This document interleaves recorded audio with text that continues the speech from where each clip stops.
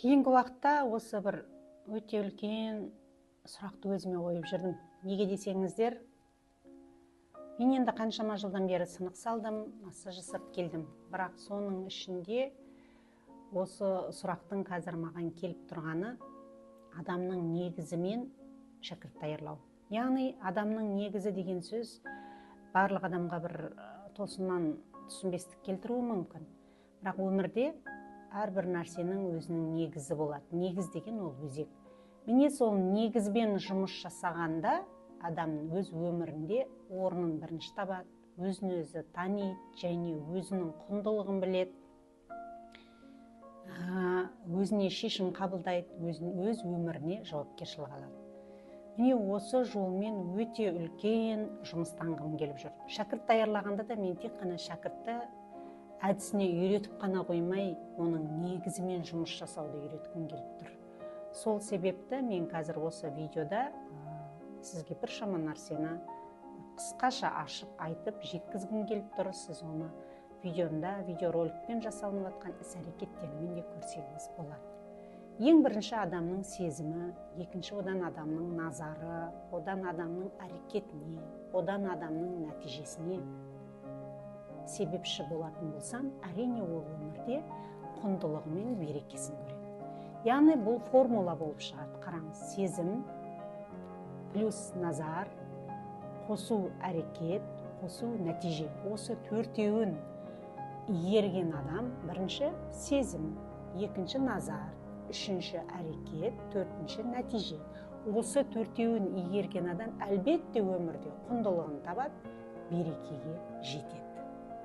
Мінекей, мен шәкірт даярлауда негізгі мақсатым осы. Ал енді бұл нәрсені ашығырақ айтатын болсам, менің өмірлік тәжірибем, құндылығым, миссиям тоғысқан жер, ол әлбетте менің ем орталығымның іші. Осы жерге келіп шәкірт даярлаған кезде әрбір адам өзінің сезімін тапқанда ол қуатын табады. Қуатын тапқан адам назарын өзіне өзі қоя алады. Ал назарын тапқан адам әлбетте әрекетке түседі. Әрекетін жасаған адам нәтижесіне жетеді. Яғни өміріне пайда әкеледі. Мінекей, осы пайдалықтың ол тек пайдасын көріп өмір сүрмейді, құндылығы мен берекесіне жетеді. Ал енді осы жайында мен мамандықты қалай дайындап жатырмын, оның негізін қалай жұмыс жасап жатырмын, видеоролигімнен жалғастырып көріңіз.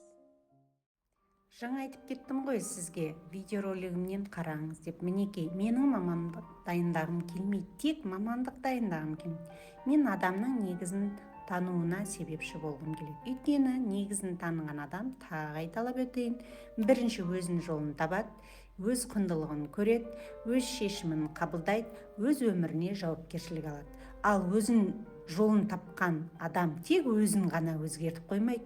Ол отбасына әсер етеді, балаларына әсер етеді, ұрпағына әсер етеді. Сондықтан мен үшін бұл жай жұмыс емес. Бұл өмір бойы жинаған тәжірибемнің өз орнына келуі. Сезім негізде, негіз назарда. Назар әрине ол шәкірт даярлауда. Әрекетім адамдардың негізін ашуда, нәтижем құндылық пен берекеге себепші болу. Мінекей, сіз осы жерде қазір менің өмірдегі негізгі мақсатымды тыңдап шықтыңыз. Сіз қандай мамандығыңыз бар, оның айырмашылығы жоқ. Мамандық даярлау шәкіртімде сіз осы өзіңіз жасап келген мамандығыңыздың негізін біліп, өмірдегі өз орныңызды тауып, оны ары қарай өз құндылығыңызбен берекеде жұмыстануыңызға болады. Яғни бұл жерде нөлден бастап шәкірттік даярлауда нөлден бастап келу керек емес.